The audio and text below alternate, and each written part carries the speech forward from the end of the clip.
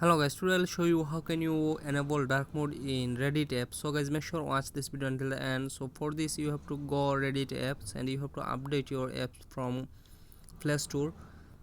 And here I am actually in Reddit app. So this is my apps. See, this is the interface. So for dark mode you have to go your profile, click on profile and click on setting, and they have a few option here. Auto dark mode, that's mean this mode will flow the system, and another have directly dark mode. If you click on dark mode, this will bring you dark mode, and if you off, then off. They have or more option here. You see light theme and dark theme, so this is also I guess nice.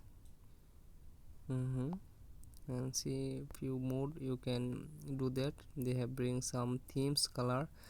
Anyway, so for dark mode you just click you have to click the that option dark mode. They will bring you the dark mode and you will see the everything in dark. And here you see this is very nice. I think this is a good update guys.